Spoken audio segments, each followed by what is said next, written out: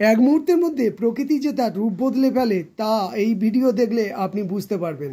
দেখুন, একটু আগে কত সুন্দর প্রকৃতি ছিল, আর এক মুহূর্ত পরে এই রকম পরিস্থিতি সৃষ্টি হয়ে গেছে যে কালো মেঘ করে আসে এবং তার মাঝখানে এই রকম শিল পড়তে শুরু করে। এত পরিমাণে শিল পড়ে যে আপনারা দেখে বুঝতেই পারছেন যে পুরো শিলের পাহাড় তৈরি হয়ে গেছে। এই রকম শিলাবৃষ্টি আমি গত 25 থেকে 30 বছরে একবারও দেখিনি। এখন আমরা ভয়ে কাকুর দোকানে অবস্থান করছি।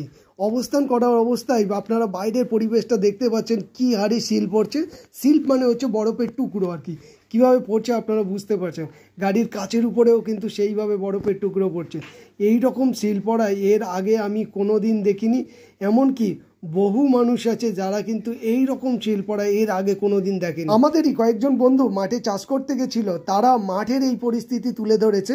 আবার আমরা কি করেছি না, আমরা এই বাজারের মধ্যে থাকা অবস্থায় বাজারের পরিস্থিতি আপনাদের সামনে তুলে ধরছি। আশা করি আপনারা বুঝতে পারছেন যে কি ভয়ঙ্কর পরিস্থিতি এই দিন সৃষ্টি হয়েছে। যাই হোক, এখন এই ভিডিও থেকে বিদায় নিচ্ছি।